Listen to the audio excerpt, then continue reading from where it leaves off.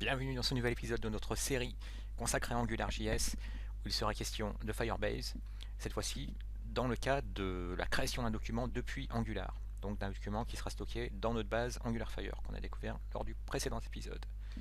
Donc nous allons avoir besoin d'un formulaire puisqu'on va poster quelque chose depuis notre application côté front vers la base de données Firebase.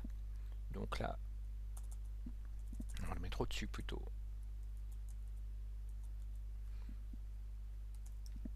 Dans son propre div, un formulaire pour pouvoir poster à l'aide du bouton ngSubmit qu'on va ajouter et également à l'aide de la touche entrée la directive ngSubmit. Et quand on va faire ngSubmit, qu'est-ce qu'on va faire? On va appeler une méthode que nous allons créer dans quelques instants côté contrôleur qui s'appellera addSeries et qui prendra en paramètre newSeries que nous allons créer dès maintenant. Alors, de quoi avons-nous besoin? Simplement d'un champ texte pour le titre de notre nouvelle série. Donc, c'est cet objet-là auquel on ajoute une propriété qu'on appelle title. Et pour indiquer à l'utilisateur ce que ça va être, un petit placeholder, comme ça il saura quoi taper, titre de la série.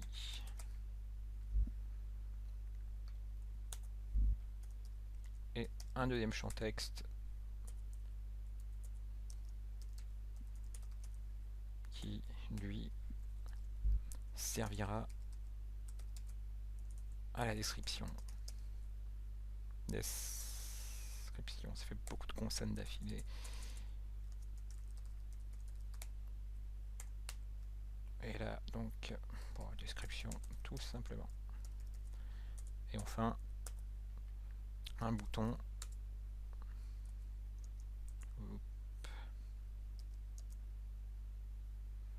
dans le type submit. Ouh là là là là, submit, submit, l'ID également.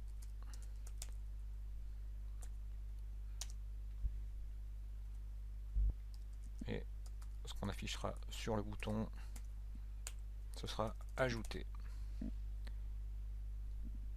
Un coup de live preview. Alors là, je sais pas pourquoi il est pas content. Lui, unexpected untag beto. Ah d'accord. Le N est passé à la trappe. Voilà, ça va mieux. Par contre, ma value, parce que j'avais l'esprit entre deux choses. En fait, c'est un input de type submit. Input de type submit. On n'a plus besoin de ce bouton à la fin.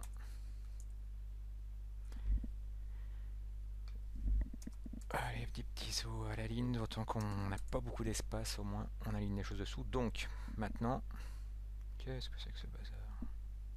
Allez, BR. Voilà. Donc, côté vue maintenant, côté contrôleur, pardon, il nous faut une fonction qui s'appelle addSeries et qui permettra d'insérer donc cette nouvelle série.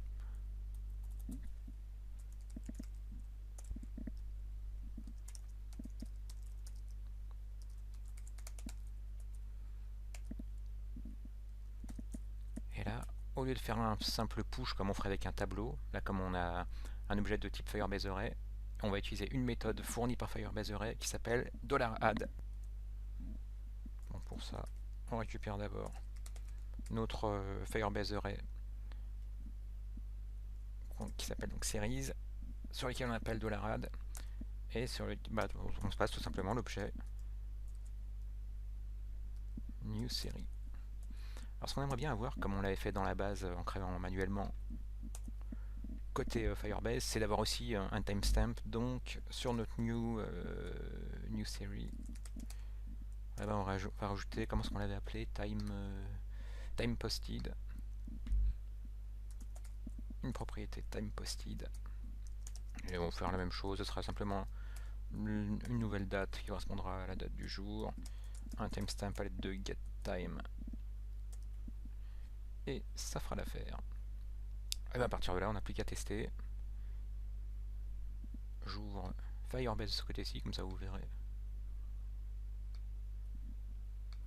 la création. Alors, qu'est-ce qu'on va pouvoir ajouter? Better Call Saul. Je sais pas comment ça s'écrit Saul, c'est pas grave, on le modifiera quand on créera quelque chose qui modifiera la suite de Breaking Bad. Enfin presque. Et là, on ajoute, et qu'est-ce qu'on voit côté base? Boum, ça nous a bien ajouté Better Call Saul. Est-ce qu'on a tous à quoi on s'attendait, notamment à savoir le timestamp?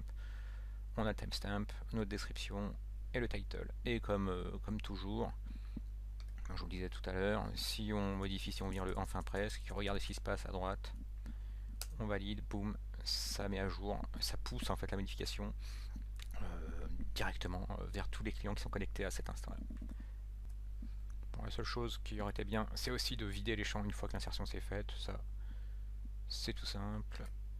On ferme le live preview et une fois que c'est ajouté, bah, tout bêtement, on prend chacun de nos champs. Donc il y avait new series.title et new series.description.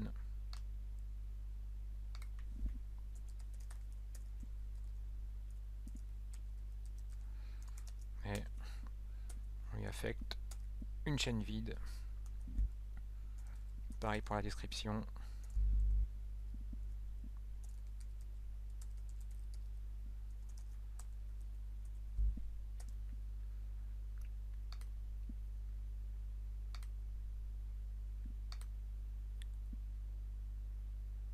Voilà, est-ce qu'on va ajouter cette fois-ci?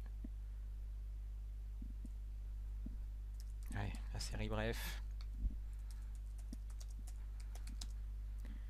Bref, mais qui valait le coup. Hop, et là c'est bien le cas. On voit qu'après l'insertion, ça nous vide bien les champs. Donc vous avez vu, c'est assez simple. Une fois qu'on a notre objet Firebase Array, et ben en fait à partir de là, on peut très facilement utiliser la méthode add pour insérer en base. Voilà, merci d'avoir suivi cette vidéo, et à bientôt.